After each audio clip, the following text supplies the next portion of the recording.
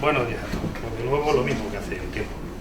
Las metatarsalgias y talargias son la causa más frecuente de consulta por dolor en el pie fuera del ámbito laboral. De un modo simplificado, durante la marcha el peso, la fuerza que representa el peso del cuerpo se transmite por todo el pie, primero en el talón, después a cabezas metatarsales a lo largo del borde externo y de ahí el primer dedo en el momento del despegue. En situación estática el 75% del peso recae en el talón y el 25% en el antepié. Esta situación cambia con el uso del tacón o cualquier otra situación que nos haga apoyar el equino, transportando un 10% del peso por cada centímetro de altura. Además, el primer metatarsiano va a soportar el doble de carga gracias al rodete glenosesamoideo y su tamaño. En el plano sagital, los metatarsianos forman una angulación distinta cada uno, de forma que contacten todas las cabezas con el suelo en el apoyo. Y en el plano transversal se forma un arco que desaparece en el apoyo, contactando igualmente todas las cabezas. En el plano horizontal se forma un verdadero arco que da lugar a la fórmula metatarsal, apareciendo tres disposiciones distintas que son todas ellas fisiológicas. Sin embargo, en la más frecuente, en el index minus, es la más propensa a tener metatarsalgias. También es importante la longitud de los dedos que nos da la fórmula digital. Bueno, el dolor en las cabezas metatarsianas puede aparecer en una, en varias o en todas. Es mucho más frecuente en la mujer y tiene una influencia demostrada por el calzado. Sin embargo, el tratamiento sería tan sencillo como primero el calzado y vemos que hay multitud de causas. Entre ellas, las más frecuentes son las alteraciones mecánicas y de ellas las estructurales, y sobre todo las que afectan al primer radio, que son las que vamos a ver. En la exploración nos fijaremos en el tipo de pie, griego, egipcio, cuadrado, el calzado que utiliza el paciente, la localización del dolor y cuándo aparece durante la marcha. Arriba vemos una marcha normal y abajo una metatarsalgia.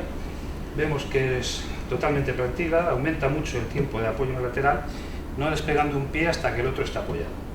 Y además se hace con la rodilla levemente flexionada. La exploración, las hiperkeratosis que aparecen como respuestas al aumento de presión nos van a dar una información sobre los trastornos anatómicos subyacentes. El mejor registro que tenemos es la inspección de la piel plantar. Se han descrito los rockers de Perry, la traducción al castellano sería rodillo. Nos representan el momento de la carga y el punto donde se hace el fulcro o giro. Hay descritos tres rockers, el primero en el talón, el segundo en el tobillo y el tercero en el antepié. Cada uno de ellos va a tener una expresión de la metatarsalgia en el segundo y en el tercero, y estudiándolo se puede ver la causa de la metatarsalgia. La metatarsalgia de segundo rodillo son la metatarsalgia de apoyo, y aquí tiene gran importancia la inclinación del ángulo metatarsiano.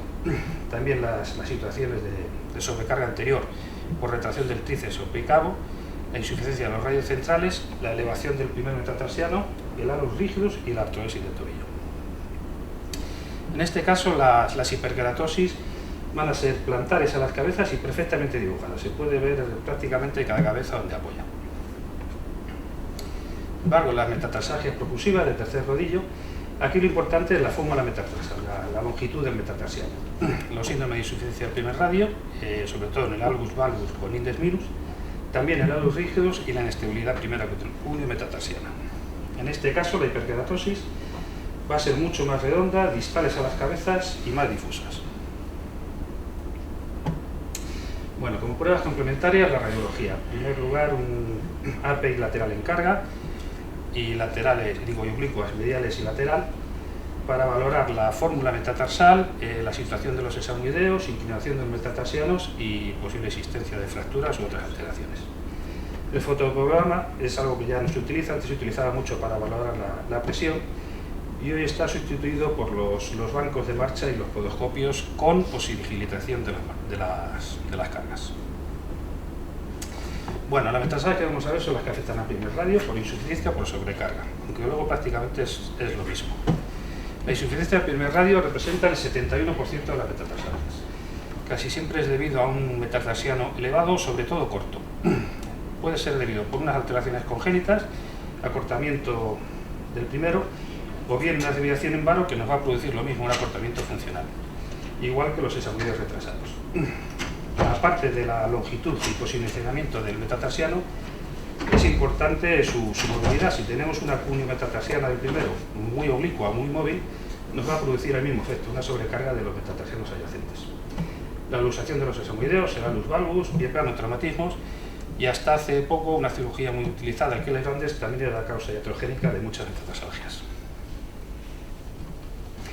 La presentación de esta metatarsalgia puede ser de forma aguda o crónica.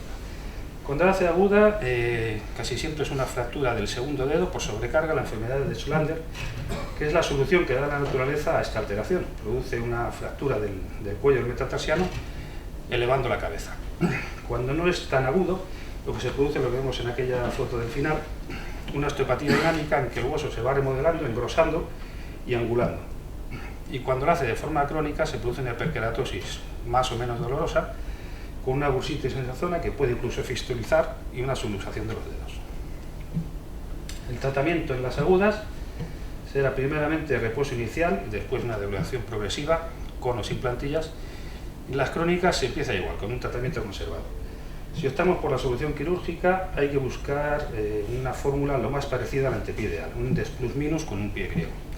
Si los dedos están luxados, también hay que tratarlos, ya que pierden su capacidad presora, aumentando la presión en las cabezas metatarsianas.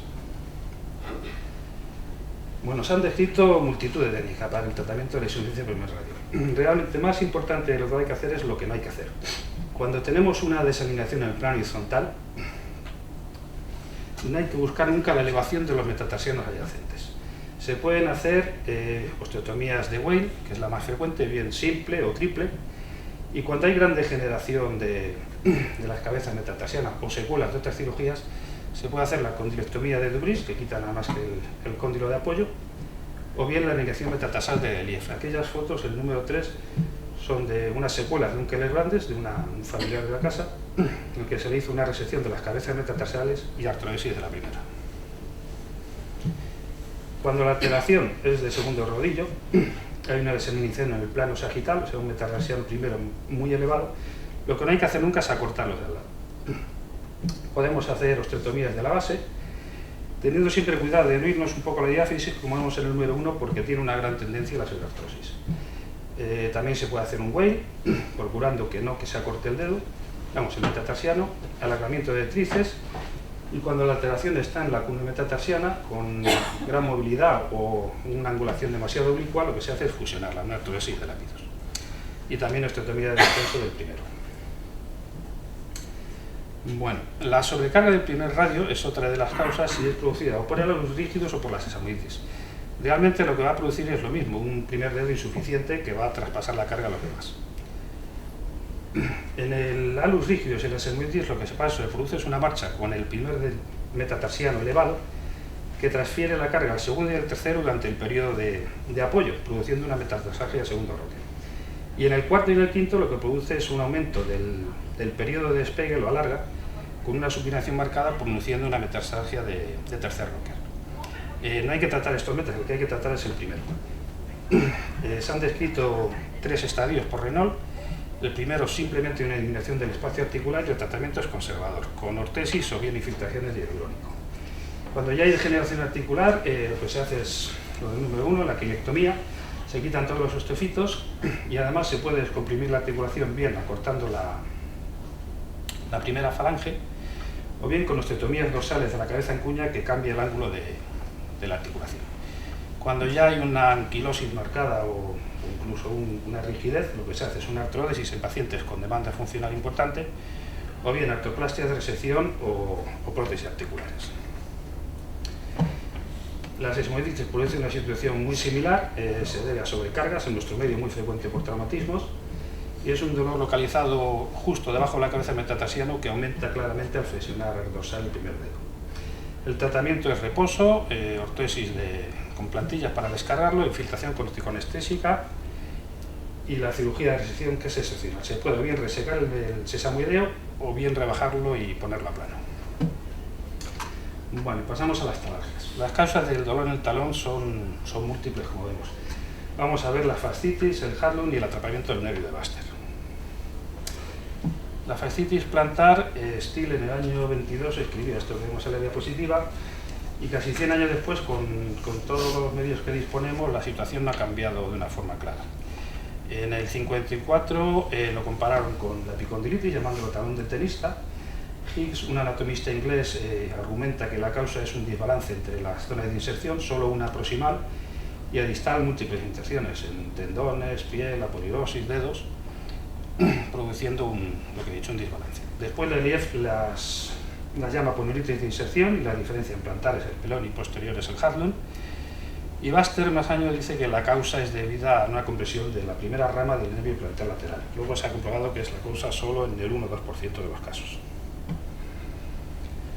Bueno, las causas de la fascitis pueden ser alteraciones estructurales como pie plano o cabo, dismetrías, exceso de uso, muy frecuente en atletas, sobrepeso, la edad, con los años se pierde la almohadilla grasa que hay en las células de la piel del talón, las celdillas, traumatismos y irritación de los gemelos. La irritación de los gemelos, igual que produce una sobrecarga en el segundo roque de las metatarsalgias, también produce una tensión importante en todo el sistema aquileo-calcáneo plantar.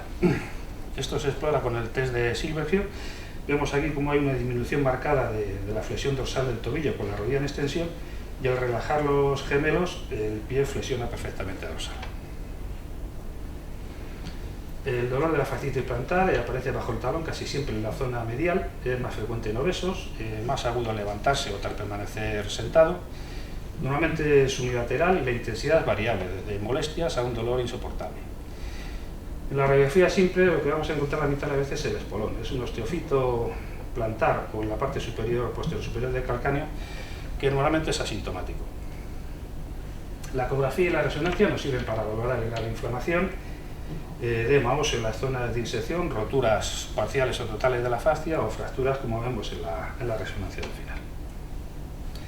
El tratamiento de la fascitis debe ser secuencial. Comienza siempre con AINES, fisioterapia, estiramientos y descargas. El siguiente paso es la infiltración corticoanestésica, no abusando de ella porque también atrofia la grasa plantar y puede complicar las cosas. Se utilizan factores de crecimiento, ondas de choque y radioterapia antiinflamatoria. A la cirugía llegan menos del 5% y nunca se debe hacer antes de los 6 meses. Hay descritas varias cirugías, lo que más se hace es la sección parcial de la fascia. Podemos hacerla bien por vía medial. Seccionamos en primer lugar la fascia del aductor del dedo gordo y luego el cuadrado plantar y el flexor común de los dedos. Introduciendo el dedo se toca la fascia y se cortan las 2/3 partes. No hay que pasarse de las 2/3 partes porque pierde la función estabilizadora del arco medial. También se puede hacer por vía plantar, es mucho más sencillo, se hace enseguida, pero creamos una cicatriz en una zona que puede ser dolorosa. Y respecto a lo que hacer con el espolón, todos los sitios se argumenta que no se debe tocar porque es indoloro. Sin embargo, convencer a un paciente que esa espina no es la causa de su dolor, incluso después de una cirugía, es difícil, por lo que se suele quitar. Se puede hacer bien por cirugía abierta o percutánea. Otro gesto que se hace es el alargamiento del gemelo interno, cuando la causa es una retracción de los mismos. Se puede hacer por vía posteromedial o bien en el hueco popliteo, una pequeña incisión y se secciona solo la fascia del gemelo interno. Bueno, el nervio de Baster. El nervio de Baster es la primera rama del nervio plantar lateral, es la que lleva la inervación al talón. El dolor que produce este atrapamiento es prácticamente igual al de la fascitis y muchas veces dificulta el diagnóstico. Se produce en el 1 o 2% de los casos y la causa que siempre es un traumatismo que produce un hematoma en la zona del cuadrado que engloba el nervio y produce su tratamiento. El diagnóstico diferencial es clínico, se hace una infiltración corticoanestésica que va a desaparecer el dolor en los dos casos, tanto en la fascitis como en el tratamiento del nervio. Sin embargo, la fascitis en 1 o 2 horas el dolor reaparece y cuando la causa es el atrapamiento del nervio, las molestias tardan bastante más en desaparecer. El tratamiento definitivo es la sección de la fascia del cuadrado plantar. Y ya para finalizar, en la enfermedad de Hadlon describió un calcáneo alto y puntiagudo que produce una inflamación crónica de la fosa adventicia y pretendinosa, dando lugar a una bursitis por la irritación del roce del calzado.